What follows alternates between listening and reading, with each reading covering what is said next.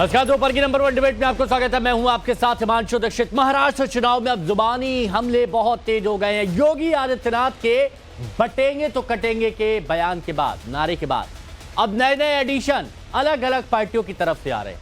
महाराष्ट्र में मुसलमान वोट पर दांव खेल रहे असदुद्दीन ओवैसी ने तो अब ऐसा कह दिया कि जिससे सियासी घमासान तेज हो गया है। संभाजी नगर की रैली में असदुद्दीन ओवैसी आए और कहा कि सबको काट देने का है। हालांकि बाद में ओवैसी ने पतंग की बात भी कही, इतना ही नहीं, ओवैसी ने पीएम मोदी के एक रहोगे सेफ रहोगे वाले बयान पर भी पलटवार किया और कहा कि हम अनेक हैं तो अखंड हैं। एक की बात कर मोदी और आरएसएस लड़ाने का काम कर रहे हैं।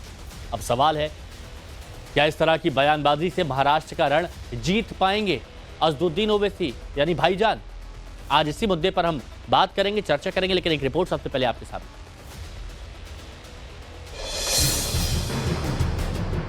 जीप जीप जीप पूरा सबको काट देने का।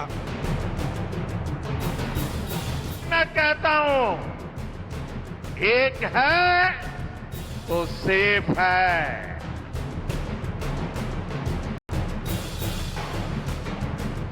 इंसाफ है तो इंडिया सेफ है।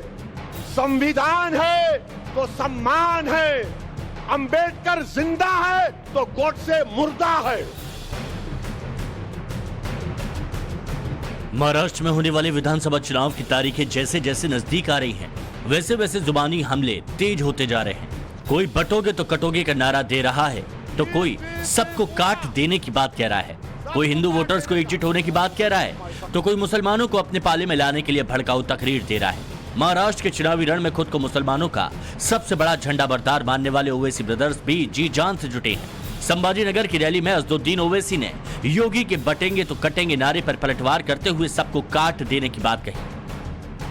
तो 20 तारीख को आसमानों पे क्या दिखेगा और कैसा दिखेगा, ऐसा डाल के जीप जीप जीप पूरा सबको काट देने का। अरे अभी नो बोलेंगे, अम्मा ऐसा बोले, पतंग बोल रहा हूं मैं। बयान पर ओवैसी ने अपने चुनाव चिन्ह पतंग की बात कही, लेकिन ओवैसी इशारों में किसे काटने की बात कह रहे हैं, जबकि योगी आदित्यनाथ ने बटोगे तो कटोगे के नारे में साफ साफ हिंदुओं को जाति में ना बंटने की बात कही। ओवैसी भाईजान यही नहीं रुके। ओवैसी ने प्रधानमंत्री मोदी के एक रहोगे तो सेफ रहोगे वाले बयान पर भी पलटवार किया और कहा कि इंसाफ है तो इंडिया सेफ है। अलग जातियों में टूटने से आप सोचिए कमजोर हो जाएंगे कि नहीं हो जाएंगे। इसलिए मैं कहता हूं, एक है तो सेफ है। एक है तो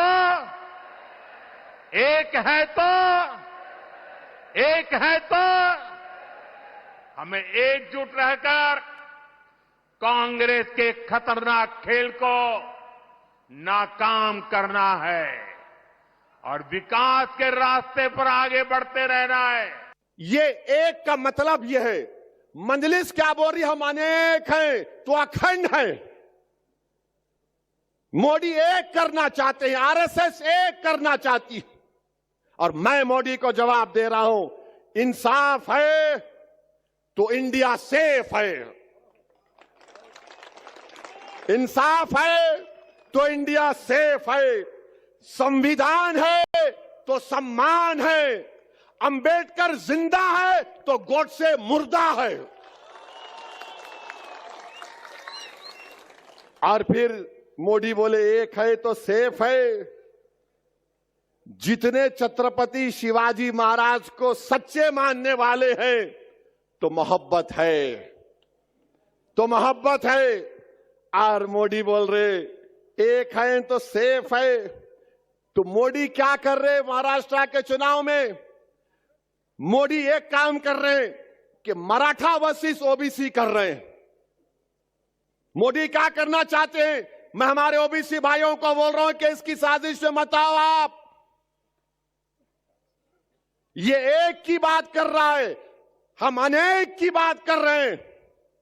ये लड़ाना चाहते हैं, एक के नाम पर सबको लड़ाना चाहते हैं। असदुद्दीन ओवैसी ने वक्फ बिल के नाम पर भी मोदी सरकार पर हमला बोला और मुसलमानों को भड़काने की कोशिश की। सवाल है, क्या ओवैसी सबको काट देने की बात कहकर सांप्रदायिक उन्माद फैलाने की कोशिश कर रहे हैं? क्या तुष्टीकरण की राजनीति के लिए ऐसी बयानबाजी की जा रही है? सवाल यह भी है, क्या इस तरह भड़काऊ, उकसाऊ और नफरती बयानबाजी से भाईजान चुनावी रण जीत पाएंगे? Bureau report, times now Bharat. Report आपने देखी, मेहमानों से आपको मिलवाते हैं। धनंजय गिरी साहब बीजेपी प्रवक्ता हमारे साथ में जुड़े हैं, अरविंद सिंह जी राजनीतिक विश्लेषक हैं, श्रीराज नायर साहब वीएचपी प्रवक्ता हमारे साथ में हैं, कृष्णकांत शर्मा जी कांग्रेस की तरफ से हमारे साथ में, दानिश कुरैशी जी एआईएमआईएम के प्रवक्ता हैं और मुमताज आलम रिजवी साहब इस्लामिक स्कॉलर हमारे साथ में जुड़ गए हैं। आप सभी का बहुत बहुत स्वागत है। श्रीराज नायर साहब, देखिए वैसे तो बहुत चुटकीले अंदाज में असदुद्दीन ओवैसी साहब बोलते हैं जब भी बोलते हैं, लेकिन आज भी उन्होंने बिल्कुल ऐसे ही कहा कि सबको काट देने का है, लेकिन तुरंत फिर उसके बाद चुटकीले अंदाज में बोलते हैं अरे पतंग की बात कर रहा हूं, मैं पतंग की बात कर रहा हूं।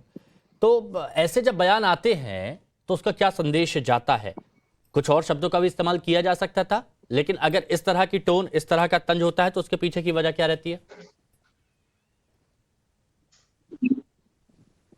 देखिए, अभी हाल ही में संभाजीनगर में अकबरुद्दीन ओवैसी का एक जलसा था और 9:45 बजे वो आ गए थे और 10 बजे उनका वहां से रैली शुरू होने वाली। तो उन्होंने शुरू किया, 15 मिनट बाकी है। इनके मन के अंदर जो बात है वो स्पष्ट है। उत्तर प्रदेश के चुनाव में इन्होंने कहा था कि मोदी गुफाओं में चले जाएंगे, योगी मठों में चले जाएंगे, और इस प्रकार की इनके अंदर की जो कुभावना है, इनके अंदर का द्वेष है, इनके अंदर का जो रेडिकलाइजेशन है, ये साफ दिखता है। परंतु आज ये हिंदू समाज जो है संपूर्ण रूप से जाग गया है।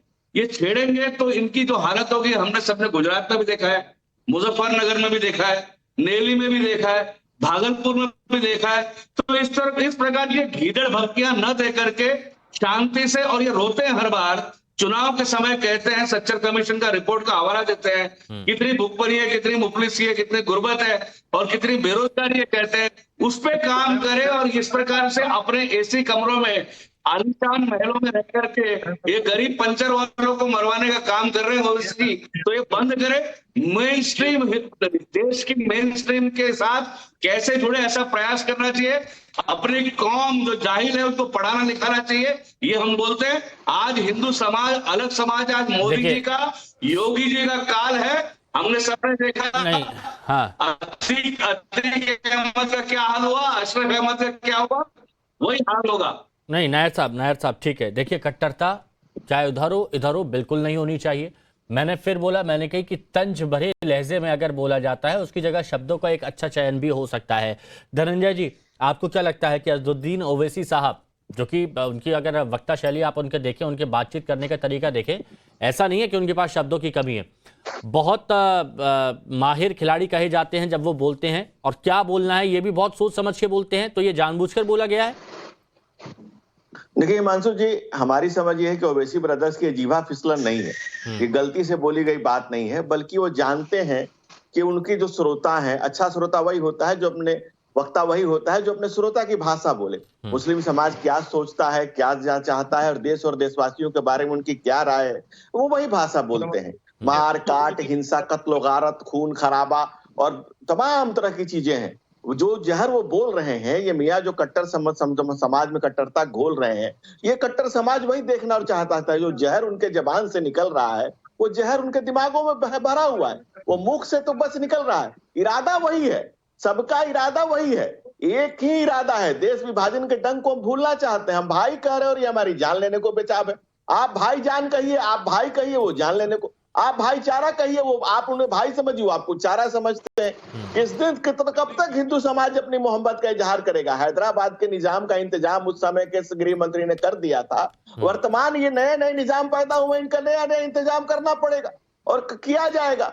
देखिए, जो वैसी जो अपनी जहरीली जबान से जो जहर उगल रहे हैं, वो जानते हैं, वो बखूबी जानते हैं कि उनका श्रोता क्या सुनना चाहता है। वो गजवाए हिंद के जो एजेंडे को, जो इनके तमाम लोग, और जो इन्होंने 17 सूत्री मांगे वहां दी गई है, महाराष्ट्र में जो हो रहा है वो राष्ट्र के लिए बहुत खतरनाक है। और नहीं, लेकिन धनंजय साहब, एक बात का जवाब तो यहाँ पर ढूंढना पड़ेगा। जैसे कांग्रेस है, समाजवादी पार्टी है, वो तो यही कहते हैं कि आप ही लोग उन्हें खड़ा करते हैं, आप ही की बी टीम है, वो आपके कहने पे ही सारी बातें की जाती हैं। देखिए, ऐसा है ना कि कांग्रेस ने धर्म के आधार पर इस देश को बांटा, और उसके बाद इस देश के दलितों, पिछड़ों, शोषितों, वंचितों, आज कांग्रेस ने उलेमाओं की बात को मान करके 17 सूत्री मांगे उनकी मान ली है। बाबा साहब डॉक्टर भीमराव अंबेडकर ने धर्म के आधार पर किसी तरह के आरक्षण का विरोध किया था।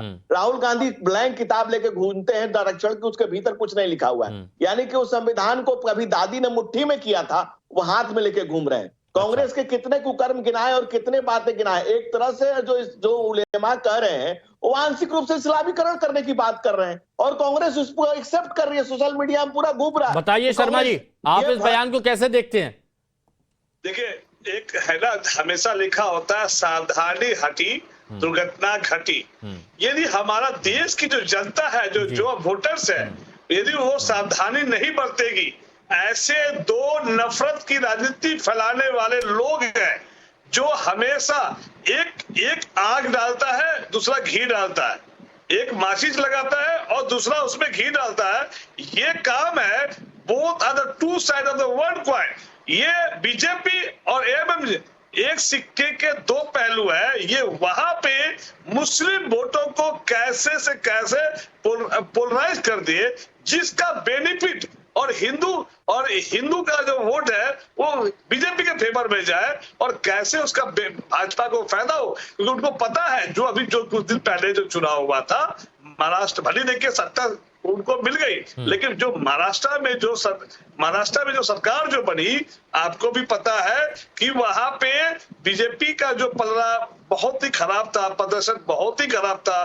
कांग्रेस और जो बाकी गठबंधन जो है वो ज्यादा से ज्यादा सीट लाए। इसका वजह था कि इनको पता है कि यहाँ पे हमारी बुरी हार होगी।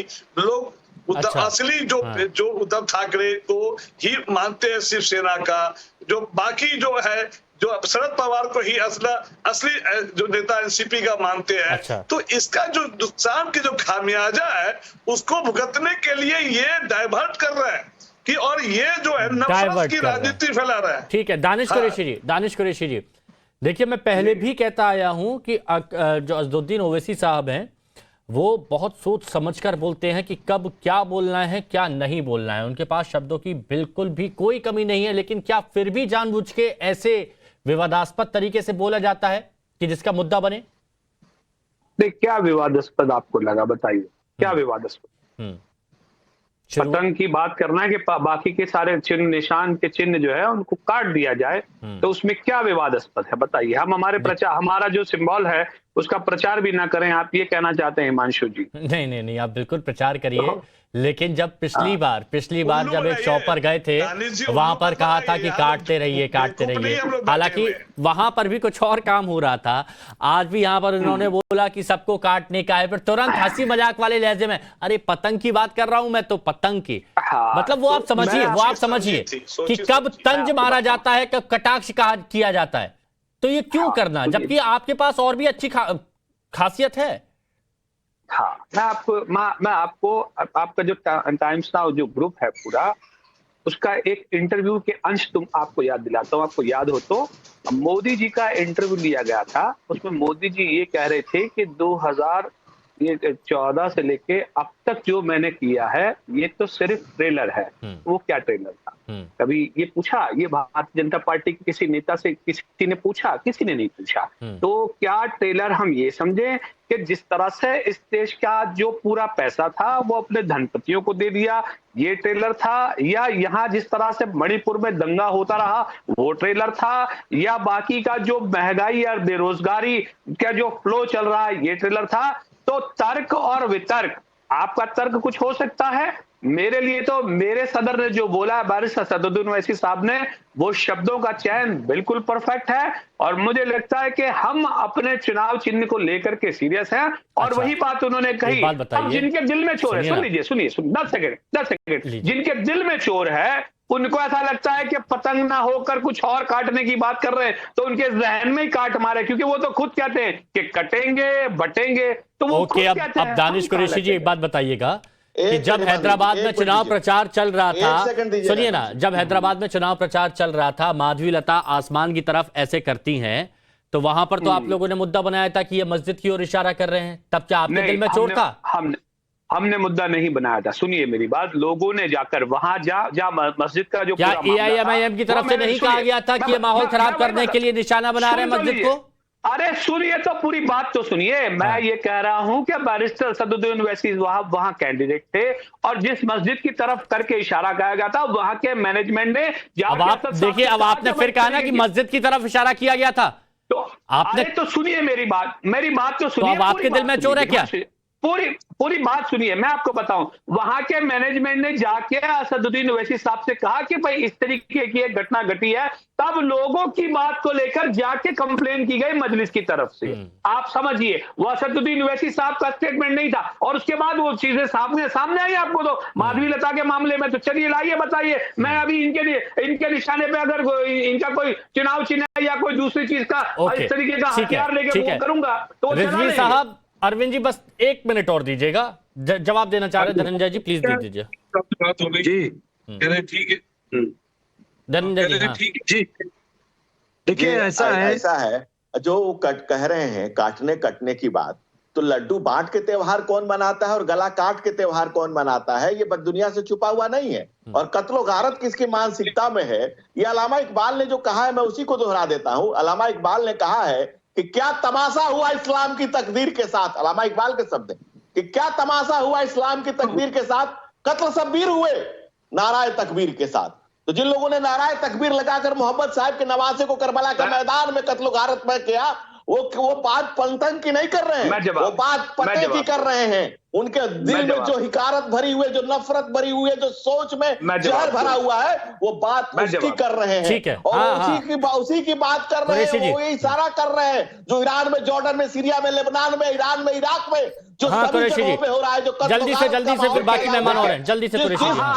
बिल्कुल को पाकिस्तान 15% किया। ठीक है, हाँ बोलिए। ठीक है, देखिए धनंजय बहुत बड़ा प्रहार किया, बहुत तेज प्रहार किया आपने, जवाब दीजिए।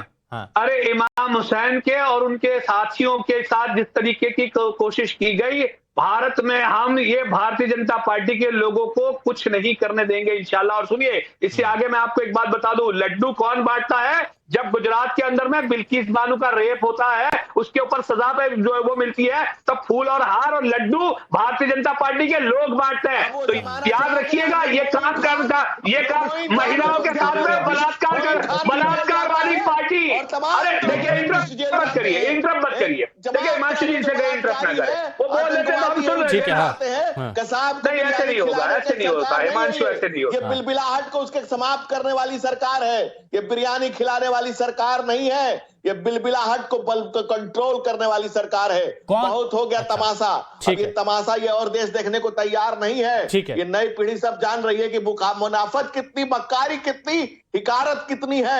और नहीं, सबकी बात सुनी। कुरैशी जी सुनिए, आपकी बात, आपने बिल्किस बानो वाला मुद्दा उठाया, समझा, वो बात सबने सुनी। अब मैं रिजवी साहब से बात कर लेता हूँ। नहीं 10 सेकंड। अच्छा ले लीजिए 10 सेकंड, प्लीज लीजिए। देखिए मैं वही कह रहा हूँ कि ये लड्डू की बात कर रहे हैं। लड्डू किसने बांटे हमने देखा, मणिपुर में लड्डू किसने बांटे हमने देखा। बहनों की इज्जत अजमत रेशा हो गई, इनको शर्म नहीं आई। और ये लड्डू इन्होंने बांटे, ये भारतीय जनता पार्टी के लोग हैं, ये इनका चरित्र है। अच्छा ठीक है, 1 मिनट रिजवी साहब, 1 मिनट। मुमताज आलम रिजवी साहब, एक बात बताइए, आपके हिसाब से कौन सा बयान गलत है? क्या इस तरह की बयानबाजी, इस तरह की बातें क्या दूरी नहीं बनाई जा सकती है कि कहीं पर कोई मुद्दा बने? देखिए इसमें 2 चीजें हैं, मुझे लग रहा है। एक तो ये है कि जैसे को तैसा, जो जैसा करता है वैसा उसको मिलता है। नंबर 1 बात, जिस तरह की जबान सियासत में शुरू की गई है, काटने की, बांटने की और ये तमाम, तो जैसे को तैसा नंबर 1। नंबर 2 कि ऐसा लग रहा है कि हमारे देश में लिटरेचर, साहित्य पढ़ना लोगों ने बंद कर दिया, तो वो मुहावरे की जबान नहीं समझते। नंबर 2।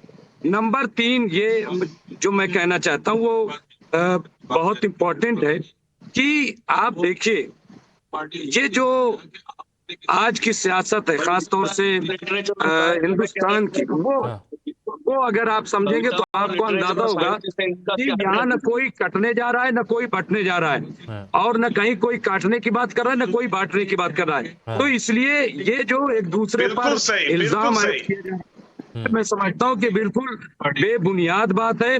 और ये जो जिस तरह की जबान, अब आप बताइए कि बीजेपी को क्यों ऐसा लगा, उसकी वजह मैं बताता हूँ। क्योंकि जो जैसा होता है उसको वैसा ही समझ में आता है। क्योंकि बीजेपी शर्मा जी एक minute please, Sharma ji please, Sharma ji पूरा मौका दूंगा, प्लीज थोड़ा सा रुकिए।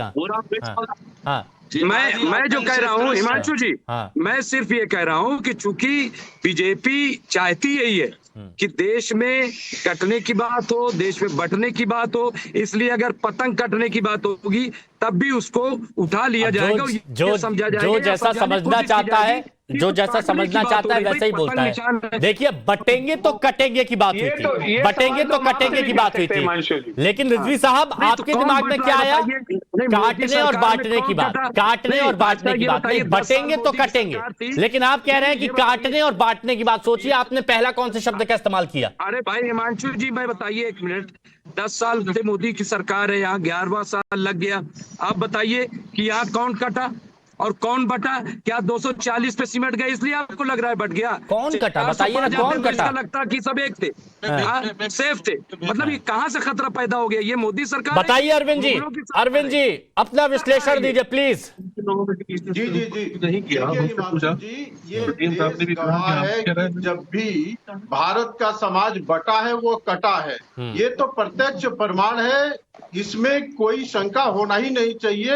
ऐतिहासिक साक्ष्य है, ऐतिहासिक दस्तावेज चिल्ला चिल्ला के कहते हैं इस देश में कभी मोहम्मद बिन कासिम ने काटा, कभी महमूद गजनी ने काटा, कभी गोरी ने काटा, कभी खिलजी ने काटा, कभी तैमूर ने काटा, कभी मुगल वंश के शासकों ने काटा। और स्वतंत्र भारत में कश्मीर के अंदर हिंदुओं को काटा गया है, मूली गाजर के तरह से काटा गया है। और कश्मीर में मस्जिदों के अंदर से नारा दिया गया था कि हिंदुओं अपने बहन बेटियों को छोड़ के कश्मीर से बाहर चले जाओ। ये तो प्रमाण है, इसको कौन झूठला सकता है? जब भी हिंदू समाज बढ़ता है, जब भी भारतीय समाज बढ़ता है वो कटता है।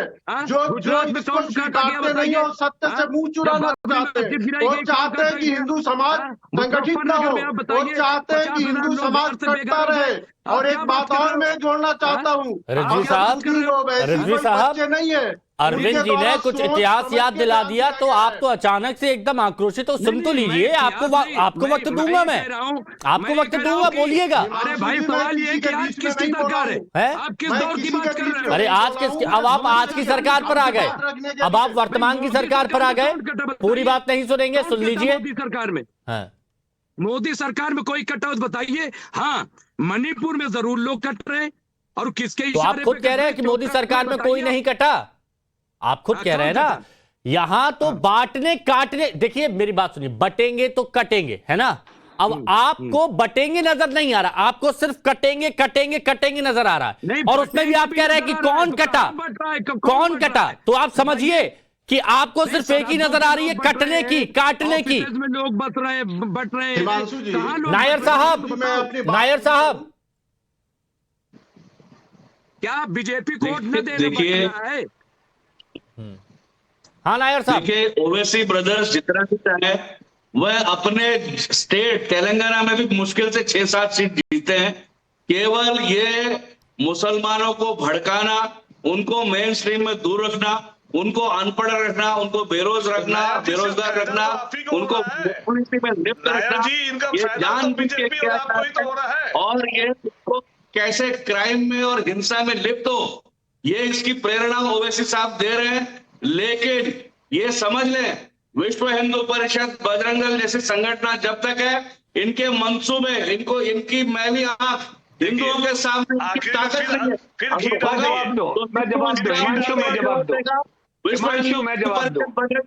इनका मुंह दबा छोड़ दो। नायर साहब आपका नेटवर्क शायद वीक हो रहा है। नायर साहब आपका नेटवर्क जो मुजफ्फरपुर में देखना पड़ा। नायर साहब आपका नेटवर्क थोड़ा सा वीक हो रहा है, दोबारा से कनेक्ट करते हैं ताकि आपको बेरोक तो बोलने दिया जाए।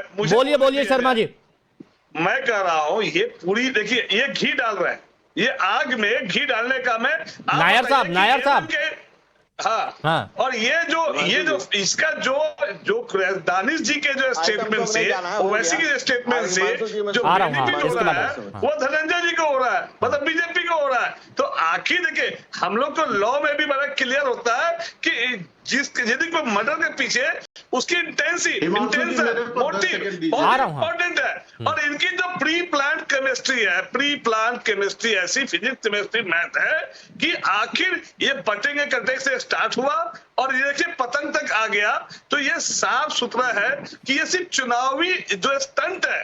आप देखना ये दोनों एक ही थाली के चट्टे बट्टे हैं और ये हम पे जो एलिगेशन लगा रहे हैं नहीं तो, लेकिन ये तो आए थे ना महायुति के पास, महायुति के पास आए थे ना। आप ये बताओ फायदा किससे हो रहा है? आप फायदा किसको हो रहा है ये बताइए। किसी भी मर्डर के पीछे उसकी हम कैसे क्या पता लगाते हैं कि इसके मर्डर से किसको फायदा हो रहा है? अच्छा तो इनके बयान से बीजेपी को फायदा हो रहा है, बीजेपी का वोट बैंक बढ़ रहा है और इसी बात से समझदार है। हाँ हाँ ठीक है धनंजय जी इतनी लंबी planning according to Congress. Please Danish ji एक मिनट सुनिए ना। मतलब कांग्रेस के अकॉर्डिंग इतनी लंबी प्लानिंग कर रखी है आप लोगों ने। देखिए कुल्हाड़ी में लकड़ी का हिस्सा न होता तो जंगल के कटने का किस्सा न होता। अगर ये कांग्रेस पार्टी जैसी कुकर्म नहीं जो करती तो ये देश धर्म के आधार पर नहीं बढ़ता और ऐसे लोगों को मौका नहीं मिलता। संविधान के ऊपर इन लोगों ने लगातार सहभान। भाई साहब आप बोल रहे थे, मैं बीच में नहीं बोला, आपकी बात को सुन लिया। ये पप्पू छाप बात आपकी सुन ली मैंने, आपकी बात सुन ली। जिस तरह से खाली संविधान का पन्ना लेकर राहुल गांधी घूम रहे हैं वैसे खाली डब्बा आपकी बातें भी सुन ली मैंने। अब सुनने का धीरज रखिए। दूसरी बात एक बात सुनिए, विषय पर आते हैं, विषय सुनने दीजिए। देश की महत्वपूर्ण है, पप्पू छाप बातों के लिए बहुत समय होता नहीं लोगों के पास। दूसरी बात हिमांशु जी आप देखिए कांग्रेस लगातार करी किस तरह से जो शर्तों के सामने सर झुकाए, लगातार वो देश को शर्मसार कर जाए, वो शिवाजी की विरासत पे कैसे बात करे। और दूसरा इनकी बात छोड़िए, कांग्रेस की कोई पूछने सुध लेने वाला नहीं है। जो मुस्लिम स्कॉलर कह रहे थे कि लोग मुहावरों को नहीं समझते हैं, अरे लोग मुहावरों को भी समझते हैं, मोहब्बत को भी समझते हैं, मक्कारी को भी समझते हैं और मुनाफिक को भी समझते हैं।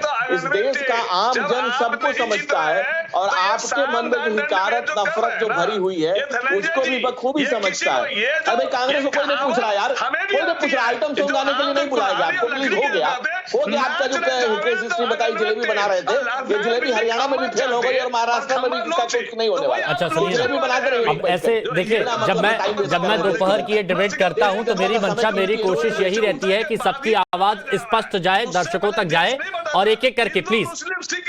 मैं शर्मा जी मैं नहीं चाहता कि यहां पर कोई किसी को इंटरप्ट करेगा और उसकी आवाज बहुत अच्छे तरीके से दर्शकों तक जाए, समझे कि किसके तर्कों में कितनी ताकत है, ये जनता तक पहुंचना चाहिए। भाई इन्होंने ये नहीं बात शब्द बोला, इन्होंने बोला हिंदू जब बटेगा तो बाकी मुसलमान कटेगा। अरे कैसी बातें करी आपने, ये बिल्कुल नहीं बोला गया। किसी को मुसलमान को काटने वाली बात ये कि आप एक अलग एंगल ले आए। नहीं ये आप एक अलग एंगल ले आए, किसी को काटने की ऐसी बात नहीं की है। एक है तो सेफ है, उसका मीनिंग एक है, कौन सा एक है? नहीं हम तो आप खुलेआम यहाँ पर बोल रहे हैं, ये बहुत गलत है। हम अनेक हैं फिर भी एक है, हम अखंड हैं। अखंड भारत जिसको कहा जाता है, विभिन्न भाषाओं विभिन्न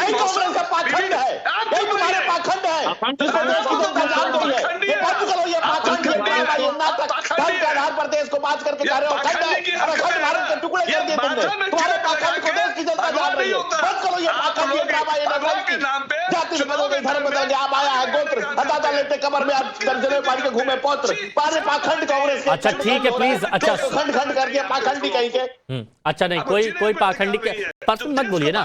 ठीक है दानिश जी एक मिनट आ रहा हूँ। हाँ दानिश जी एक बात देखिए, मुझे अपनी बात कहने का मौका दीजिए प्लीज। मैं दूंगा, थोड़ा सा समझाइए। देखिए ऐसे बहस शुरू हो जाती है तो वक्त फिर कट जाता है, समझिए मजबूरी। मैं बोला ये जिलेबी घुमा रहे थे राहुल गांधी वाली जो हरियाणा में चली नहीं, मैंने कुछ बोला इनके बीच में? ठीक है, I did not speak in between Hindi. नहीं कोई नहीं, हिंदी बात सुनी बीच में खूब बोलते हैं आप तो, है ना आदर्शवादी मत बनिए। अच्छा चलिए 10 सेकंड और ले लीजिए प्लीज, 10 सेकंड और ले लीजिए। हाँ हाईजैक कर लिया आपने, बोलिए धनंजय जी बोलिए। के शर्मा जी प्लीज थोड़ा सा रुकिए, डाउन कीजिए। मैं आ रहा हूँ वक्त दूंगा, प्लीज समझिए। धनंजय जी वहां बोलिए। रिकॉर्डिंग देखो सबसे ज्यादा कौन बोला है, बीजेपी वाला बोला है। हिमांशु जी जो इस्लामिक स्कॉलर कह रहे थे कि मुहावरे की भाषा भी देश समझता है, मोहब्बत की भाषा भी समझता है, नफरत की भी समझता है, मुनाफिक की भी समझता है और मक्कारी की भी समझता है, ये सारी भाषाएं ये देश समझता है। चेहरे पे क्या है और पीछे क्या है, ये देश की जनता बखूबी समझती है। और आप जो कह रहे हैं, ये तो भड़काऊ भाईजान ने भी कहा कि जब योगी नहीं रहेंगे, मोदी जंगलों में चले जाएंगे, पहाड़ों पर, तब तुम्हें कौन बचाएगा। तो इस रीजन में कुछ नहीं होगा, इसकी तस्दीक तो भड़काऊ भाईजान भी कर चुके हैं। अच्छा, और आप भी कर रहे हैं। दोनों आप एक ही बात। एक और पॉइंट बताइएगा दानिश कुरैशी जी। फर्क नहीं है। ठीक है दानिश कुरैशी जी, दानिश कुरैशी जी, डर दिखा के अगर वोट लिया तो इससे क्या पा लिया? क्योंकि बार बार यही तो डर दिखाया जा रहा है कि मस्जिदें आपकी छीन ली जाएगी, आपके कब्रिस्तान आपसे छीन लिए जाएंगे, मदरसे आपसे छीन लिए जाएंगे, बंद कर दिए जाएंगे। ये एक बार फिर से असदुद्दीन ओवैसी साहब बोलते दिखाई दिए, तो ऐसा क्यों? दानिश जी देखिए, सबसे पहले मैं आपको एक बात बता दूं और आपके दर्शकों को भी ये बता देने की जरूरत है कि हम सिर्फ 16 सीटों पर लड़, ठीक है, 234 सीटें हैं अमूमन। तो मैं ये कह रहा हूं कि बाकी की 210 करीब 215 सीटें जो हैं वो कांग्रेस जीत ले और सरकार बना ले, वो भाजपा जीत ले और सरकार बना ले। अब इनको परेशानी क्या है कि बस असदुद्दीन ओवैसी साहब नहीं लड़ने चाहिए, MIM नहीं लड़नी चाहिए। तो ये तो अब होने वाला नहीं, देखिए ये तो होने वाला नहीं है। हम इसीलिए कह रहे हैं हम 16 सीटों पर लड़ रहे हैं, इसका आपको जवाब देना पड़ेगा। आप हार के भागने की बात न करें कांग्रेस। मैं ये पूछ रहा हूं कि हरियाणा में हम नहीं लड़े थे ना हरियाणा में, चलिए वहां क्या उखाड़ लिया, बताइए क्या उखाड़ लिया? वहां आपने आम आदमी पार्टी से पूछा कि भाई आपने जो कैंडिडेट उतारे उस पर आप बी टीम या सी टीम का कोई आरोप लगाया? तो सवाल ये है कि मुसलमानों की क़यादत, दलितों की क़यादत, इसका जवाब मिल गया ना, इसका जवाब मिल गया। आप मुझे को ये बताइए कि मुसलमानों को डर दिखा के क्यों उनसे वोट लिया जा रहा है? क्यों बीजेपी के खिलाफ ये किया जा रहा है कि आपसे मदरसे छीन लिए जाएंगे, मस्जिदें छीन लिए जाएंगे, आपसे कब्रिस्तान छीन लिए जाएंगे? मंगलसूत्र बिल्कुल, सुनिए, योगी तो ये कह चुके कि भाई ये तो ट्रेलर है, जो राम मंदिर है आपके सामने है, और आइंदा के दिनों में मथुरा की भी बात कह चुके हैं। तो ये क्या है बताइए? क्या वो जज तो है नहीं, चीफ जस्टिस तो है नहीं, वो देख के वो फैसला सुना देंगे। चल रहा है ना मामला, तो मैं वही तो कह रहा हूँ, मामला कोर्ट में चल रहा है, तो योगी कैसे बोलेंगे? कैसे बोल रहे हैं? तो इसीलिए आप लोग ये कह रहे हैं कि हमारे मदरसे, मस्जिद, कब्रिस्तान सब छीन लेंगे। छीना मैं आपको बताऊं, यहाँ पाटन की बात की जाए, सोमनाथ में, तो उसके अंदर में 700 साल पुराने जो मज़ार थे, जो दरगाहें थी, जो खानकाएं थी, वो तोड़ी। सुप्रीम कोर्ट ने लताड़ लगाई गुजरात सरकार को। और साहब क्या इस तरह के बयानों का समर्थन करेंगे मुस्लिम आप लोग? बिल्कुल करेंगे, क्यों नहीं करेंगे? नहीं किसी के साथ जुल्म हो रहा है तो नहीं बोलेंगे क्या वो? बताइए। नहीं देखिए, ऐसा मैं बीजेपी को वोट इसलिए मत दो क्योंकि ये मदरसे बंद कर देंगे, ये मस्जिदें तोड़वा देंगे, छीन लेंगे, कब्रिस्तान बंद कर देंगे। देखिए, अगर 400 का पार बीजेपी ने जो नारा दिया था, अगर वाकई 400 पार का होता तो इनकी मंशा यही थी। और इसमें दो राय नहीं है कि भाजपा जो है वो तमाम औकाफ की जो जमीनें हैं वो तमाम जो अडानी और अंबानी को देने की, जिस तरह से किसानों की जमीन देने का मंसूबा था, रेलवे की जमीन दे दी गई, डिफेंस की जमीन दे दी गई, किसानों की जमीन देने की पूरा मंसूबा था। लेकिन इनको लगा कि अब ये बहुत अच्छा जा रहा है। एक मिनट आप चुप रहिए, आप चुप रहिए, आपके बीच में कोई नहीं बोला। एक मिनट, आप बहुत बोल चुके, आप बहुत बोल चुके। एक मिनट गिरी साहब रुकिए, आ रहा हूँ, वक्त है मेरे पास, वक्त है। हाँ एक मिनट, हाँ बोलिए रिजवी साहब। देखिए, मैं ये कह रहा हूँ कि जिस तरह रेलवे की जमीन दी, जिस तरह से डिफेंस की जमीन दी, जिस तरह से किसानों की जमीन देने की कोशिश की जा रही थी, अब उनको लगा कि मुसलमानों की जमीन जो इनके औकाफ है ये दे दो, और इसीलिए इतना बड़ा चढ़ा करके दिखा रहे हैं। अच्छा, सवाल ये है कि वक्त में है क्या? वक्त में है क्या? वक्त में कब्रिस्तान है। तो मतलब ये बात आप जायज मानते हैं कि मुसलमानों के मन में ये डर बिठा दिया जाए कि बीजेपी सारे मदरसे बंद कर देंगे, सारे मस्जिदों को तोड़ देंगे, सब कुछ कर दिया जाएगा और वोट बीजेपी को मत देना, ये आप जायज मानते हैं? अरविंद जी प्लीज, क्या इसका इम्पैक्ट पड़ेगा? बताइए चुनावों में। अरविंद जी, तुम्हें मंदिर में नहीं जाने देंगे। तो बिल्कुल सत्य है कि ओवैसी साहब केवल ध्रुवीकरण के लिए ये जहर बो रहे हैं, और वो हमेशा केवल महाराष्ट्र चुनाव और इस चुनाव में नहीं, जब भी चुनाव होता है तो ओवैसी का एक ही काम रहता है, हिंदू मुस्लिम करना। और ओवैसी साहब उस परिवार से आते हैं जो भारत विभाजन के समय लड़ाई कि हैदराबाद को पाकिस्तान में मिलना चाहिए। और ओवैसी साहब को भारत माता की जय कहना स्वीकार नहीं है, उनको जय फिलिस्तीन स्वीकार है। ओवैसी साहब भारत में उनकी निष्ठा ही नहीं है, उनको गजवाए हिंद चाहिए, उनको संपूर्ण इस्लामिक राष्ट्र चाहिए, इससे कम उनको स्वीकार नहीं है। और तब तक वो जहर का बीज बोते रहेंगे। वो केवल और केवल इस्लाम की बात करते हैं, केवल और केवल भड़काने की बात करते हैं, और बचने के लिए भारत की संविधान। नायर साहब, क्या इसका कुछ असर पड़ेगा चुनावों पर? ऐसे बयानों का असर पड़ेगा? नायर साहब, शॉर्ट में हाँ, एक चीज देखिए, ऐसे बयानों में कोई फर्क नहीं पड़ता। ओवैसी साहब अपने स्टेट में कोई सीट जीत नहीं पाते। महाराष्ट्र में इस बार उनका कोई फर्क नहीं पड़ेगा, कोई फर्क नहीं पड़ेगा, आप ये कह रहे हैं? हाँ, एक मिनट, ठीक है के शर्मा जी, इसका इम्पैक्ट नहीं पड़ेगा ना?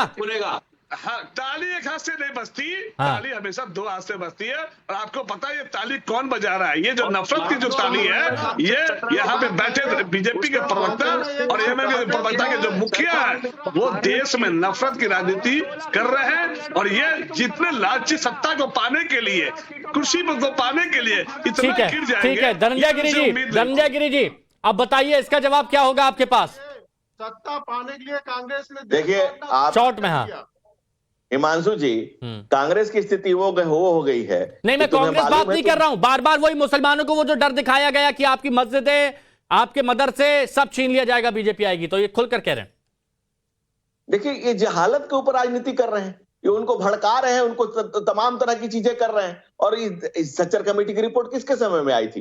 उनके उनके अकीदत के लिए, उनकी पढ़ाई के लिए, उनको आगे बढ़ाने के लिए, उनके जीवन में खुशहाली आए, इसके लिए कहां कोई कर रहा है? अच्छा। सिर्फ और सिर्फ उनको भड़काना है। ठीक है, और ठीक है, मैं फिर कहूंगा कि जितने भी दर्शक हैं, जितने भी मतदाता हैं, वो सभी इस बात का ध्यान रखें अपने विवेक से कि कौन उनके लिए सही है और कौन उनके लिए